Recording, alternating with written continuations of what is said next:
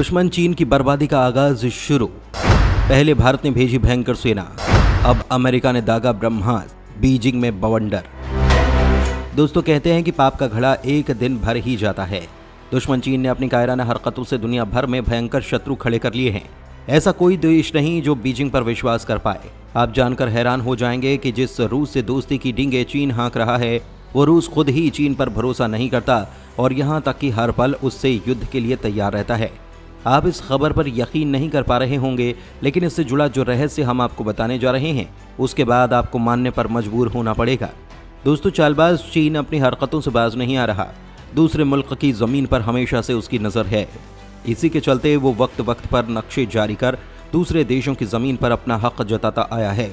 ऐसी हरकतों के कारण ही भारत समेत ताइवान, जापान, फिलीपींस, इंडोनेशिया और मलेशिया जैसे देशों के साथ उसके रिश्तों में तलखी रही है। G20 सम्मेलन के पहले चीन ने 26 अगस्त को नया नक्शा जारी किया था, जिसमें भारत के अरुणाचल प्रदेश, पूर्वी लद्दाख के एक हिस्से और अक्साई चिन का अपने क्षेत्र में उसे दिखाया गया। अरुणाचल पर चीन पहले से अपना हक जताता रहा है। चीन ने ताइवान और दक्षिण चीन सागर को भी अपना क्षेत्र बताया था। दक्षिण चीन सागर के ज्यादातर हिस्से को अपना बताने पर मलेशिया, फिलीपींस और वियतनाम जैसे देशों ने सख्त ऐतराज जताया था। शातिर चीन ने अपने दोस्त रूस को इस मामले में नहीं छोड़ा और बोल्शोई उस सुरस्की द्वीप को भी अपने क्षेत्र में बता दिया। जाहिर है बीजिंग के इस रवैये की आलोचना होनी थी और हुई भी। भारत के अलावा इंडोनेशिया, फिलीपींस, मलेशिया, नेपाल और ताइवान ने रूस के नए मैप को लेकर विरोध दर्ज कराया था। वहीं रूस के विदेश मंत्रालय की भी इस मामले में प्रतिक्रिया सामने आई। चीनी दावे को खारिज करते हुए रूस के विदेश मंत्रालय की ओर से कहा गया कि ये नक्शा 2005 में विवाद को समाप्त करने के लिए हस्ताक्षरित द्विपक्षीय समझौते के खिलाफ है। मारिया जखारोव ने साफ कहा कि 15 साल पहले द्विपक्षीय समझौते के जरिए द्वीप पर स्वामित्व के सवाल को सुलझा लिया गया था। इसके अलावा चीन अपने पड़ोसी देशों में अशांति फैलाने के लिए किस कदर साजिशें रचता है, इसका अंदाजा उन दस्तावेजों से चलता है जो हाल में लीक हुए। सवाल उठता है कि इन दस्तावेजों में किस तरह की जानकारी है। इन दस्तावेजों में उजागर होने के बाद दुनिया में हलचल क्यों मच गई? तो दोस्तों, ये दस्तावेज 2008 से 2014 तक के 6 साल के बारे में है। इसमें कहा गया कि कैसे चीन प्रदर्शनकारियों को भुगतान करके और देश के सुदूर पूर्व में कम आबादी वाले क्षेत्रों पर हमला करके रूस में अशांति फैला रहा है। फाइनेंशियल टाइम्स में लीक हुए रूसी सैन्य दस्तावेजों में रूसी अधिकारियों के द्वारा लिखे गए वॉर गेम्स का उद्धरण दिया गया है। इनमें रूस के पूर्वी शहरों में हिंसक विरोध प्रदर्शन और पुलिस के साथ झड़प के बारे में बात की गई, जब तस्कर पुलिस स्टेशन और सैन्य बैरक पर हमला करने के लिए सीमा पार से हथियार लेकर आए। इस तनाव के बढ़ने पर चीन ने रूस पर नरसंहार का आरोप लगाते हुए सीमा पर अपनी तैनाती बढ़ा दी। ये वॉर गेम्स तब भी जारी थे जब रूसी राष्ट्रपति व्लादिमीर पुतिन और चीनी शी जिनपिंग एक दूसरे से साझेदारी के प्रति अपनी प्रतिबद्धता जता रहे थे। लीक हुए दस्तावेज से रूस के भीतर चीनी प्रवासियों के बारे में रूसी आशंकाओं का भी जिक्र है। दोस्तों, यही वजह है कि रूस की इंटेलिजेंस एजेंसी चीन की एक एक हरकत पर पूरी नजर रखती है और चीन को बर्बाद करने की पूरी ताकत और हथियार भी जमा करके रखती है।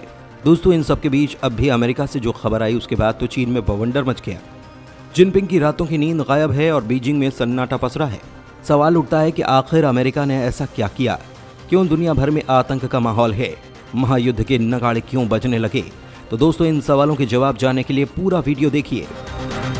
सुपर पावर ने दागी हाइपरसोनिक मिसाइल, पूरी दुनिया में मचा बवंडर, ड्रैगन होगा तबाह। दोस्तों, अमेरिकी वायुसेना ने एंडरसन एयरफोर्स बेस में B-52H बम वर्षक के पंख के नीचे चिपकाए गए live AGM-183 air launch rapid response weapon की कुछ तस्वीरें प्रकाशित की हैं, जिन्हें आमतौर पर ARRW कहा जाता है। इस तस्वीर के जारी होने के बाद अब संभावना है कि गुआम में बहुत जल्द इसका लाइव परीक्षण होने वाला है। लेकिन सवाल यह कि अमेरिका का जो सुपरसोनिक ARRW मिशन फेल हो चुका है और जिस मिशन को मरा हुआ घोषित कर दिया गया था, अमेरिका उस मिशन को फिर से जिंदा क्यों कर रहा है?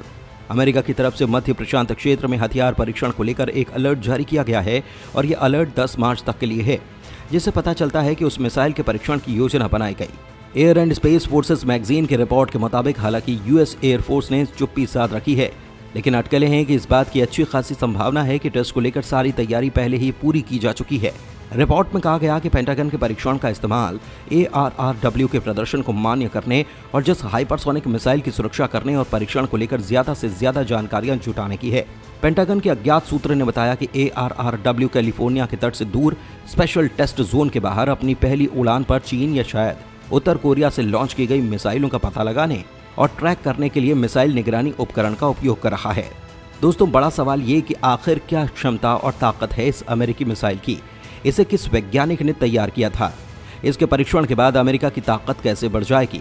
तो दोस्तों, गुआम में मिसाइल की लेटेस्ट मौजूदगी और इसके संभावित परीक्षण ने चीन की भौहें चढ़ा दी हैं, क्योंकि अमेरिका ने करीब 3 हफ्ते पहले ही अपने B-52 बॉम्बर्स को गुआम में तैनात किया है और माना जा रहा है कि अमेरिका अपने इसी बॉम्बर से हाइपरसोनिक मिसाइल का टेस्ट करने वाला है और इसका परीक्षण चीन के नजदीक के क्षेत्र से किया जाने वाला है।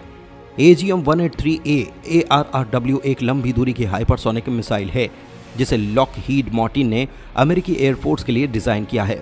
इस मिसाइल से US एयरफोर्स की हाइपरसोनिक स्ट्राइक क्षमता में तेजी से सुधार होने की उम्मीद है और इससे दुश्मन के सैन्य ठिकानों और स्टैंड ऑफ रेंज में सतह के युद्धपोत जैसे कि भारी सुरक्षा वाले उच्च मूल्य वाले लक्ष्यों पर हमला किया जा सके। लेकिन अमेरिका का पिछला टेस्ट फेल हुआ था, लिहाजा अब इस टेस्ट पर पूरी दुनिया की नजर टिक गई है। दोस्तों, सवाल ये भी उठता है कि मिसाइल के टेस्ट से चीन को क्या खतरा हो सकता है, जिनपिंग के होश क्यों उड़े हुए हैं। तो दोस्तों, गुआम प्रशांत क्षेत्र में एक विदेशी अमेरिकी क्षेत्र है और ऐसा माना जाता है कि इसका इस्तेमाल युद्ध की स्थिति में चीन के खिलाफ ऑपरेशन के लिए लॉन्चिंग पैड के रूप में किया जाएगा। खासकर अमेरिकी वायुसेना के बम वर्षक और लड़ाकू जेट विमानों के लिए ये बेहतरीन ठिकाना है। यही कारण है कि एंडरसन AFB का तेजी से सैन्यीकरण किया जा रहा है और इसकी सुरक्षा बढ़ाई जा रही है। B-52 स्ट्रैटोफोर्टिस बम वर्षक विमान इसी साल गुआम में एंडरसन AFB में तैनात किए गए हैं, जिसको लेकर अमेरिका ने कहा कि इनकी तैनाती का मकसद अमेरिका की ताकत का प्रदर्शन करना और विपरीत परिस्थितियों में दुश्मन को न्यूट्रल करने के लिए मिशन को अंजाम देना है। इससे पहले बॉम्बर टास्क फोर्स मिशन के हिस्से के रूप में B-1 बॉम्बर्स को 2022 के जून और अक्टूबर में गुआम में भी तैनात किया गया था। वहीं चीन के रक्षा मंत्रालय के प्रवक्ता कर्नल वू कियान ने कहा कि जहां तक गुआम की बात है, इसकी सुरक्षा इस बात पर निर्भर करती है कि अमेरिका गुआम को किस भूमिका में देखना चाहता है। यदि गुआम युद्ध छेड़ने के लिए एक चौकी है तो ये तब भी सुरक्षित नहीं होता जब ये पूरी तरीके से हथियारों से लैस हो। दोस्तों, दुनिया में चीन की बढ़ती दादागिरी का जवाब देने के लिए बहुत दिनों से सुपर पावर मौका तलाश रहा है। इसी वजह से क्वाड संगठन के जरिए वो चीन पर अंकुश लगाने की तैयारी कर रहा है।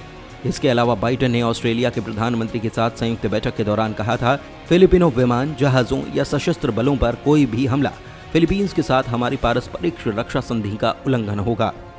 चीन और फिलीपींस के बीच दक्षिण सागर में कई हाई प्रोफाइल झड़पें हुई थी, विशेष रूप से स्प्रैटली द्वीप समूह के दूसरे थॉमस शोल के आसपास विवादित जल में एक चीनी जहाज फिलीपीन के नाव से टकरा गया था। फिलीपींस ने इस घटना को युद्ध के समान करार देते हुए इसकी कड़ी से कड़ी निंदा की थी। इसके बाद अकड़ दिखाते हुए चीन ने सुपर पावर के खिलाफ जहर उगला था। सवाल उठता है कि चीन ने क्या कहा था अमेरिका के खिलाफ। तो दोस्तों, चीनी विदेश मंत्रालय ने कहा था कि अमेरिका को चीन और फिलीपींस के बीच समस्याओं में शामिल होने का अधिकार नहीं है। मंत्रालय की प्रवक्ता माओ निंग ने अमेरिका के फिलीपींस की रक्षा करने के बयान पर तीखी प्रतिक्रिया देते हुए कहा था कि अमेरिका दक्षिण चीन सागर मुद्दे पर पक्षकार नहीं है। उसे चीन और फिलीपींस के बीच किसी समस्या में शामिल होने का कोई अधिकार नहीं है। चीन ने फिलीपींस के जल क्षेत्र में द्वीपों को अवैध रूप से कब्जे में लिया है। इतना ही नहीं, वो फिलीपीनी नौसेना को उन द्वीपों पर फंसे अपने सैनिकों के लिए सप्लाई पहुंचाने की कोशिश में भी अड़ंगा लगाता है। वहीं साउथ चाइना सी से लेकर तमाम मुद्दों पर अमेरिका ने चीन को जमकर लताड़ा है। वहीं ताइवान के पक्ष में खड़े होकर चीन को सीधी चुनौती दे डाली थी, लेकिन तब चीन सकपकाकर बिल में घुस गया था। तो दोस्तों, दुनिया भर में चीन के खिलाफ भयंकर गुस्सा है। तमाम देश जिनपिंग का खून पीने के लिए बेताब हैं और ऐसे में ये देश कितने दिनों तक युद्ध से बचेगा कहा नहीं जा सकता। दोस्तों, पड़ोसी दुश्मन के खिलाफ अमेरिकी एक्शन पर आप क्या सोचते हैं, हमें कमेंट में जरूर बताएं। धन्यवाद।